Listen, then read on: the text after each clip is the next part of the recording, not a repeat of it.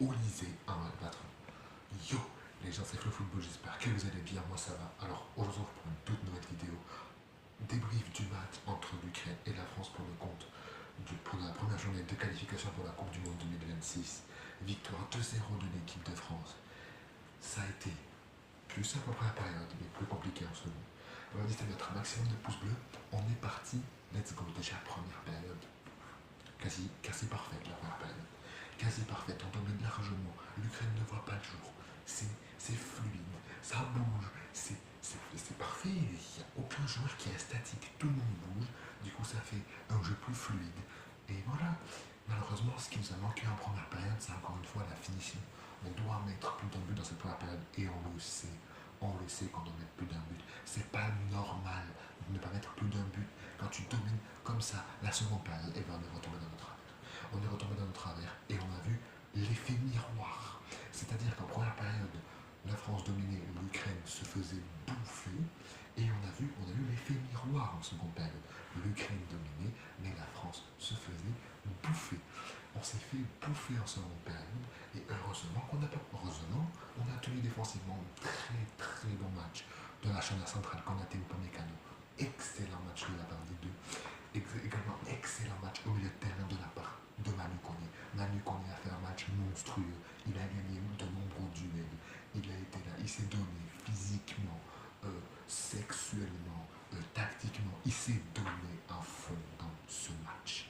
Mais celui qu'on retiendra également, celui qu'on retiendra plus, c'est Michael Olise qui a fait un top match. Il a fait un match monstrueux. C'est vraiment grâce à lui. Il a été incroyable. Que ce soit sur les passes, même sur la finition, sur les dribbles, il a été insatiable. Il a été insatiable. Bref, je vais quand même devoir parler de ce petit enculé. Je m'excuse d'avance pour ce que je vais dire.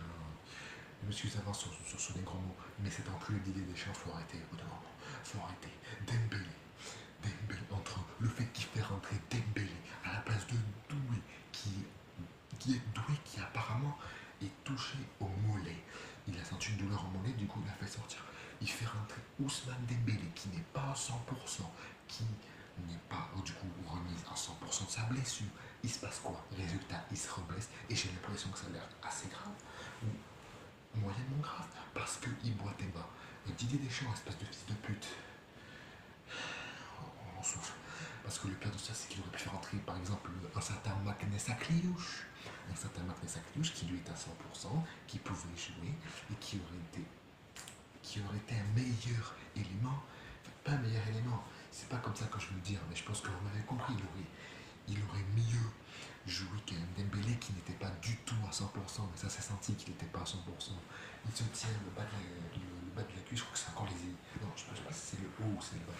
J'espère juste que c'est pas trop grave, mais ça a l'air quand même assez sérieux.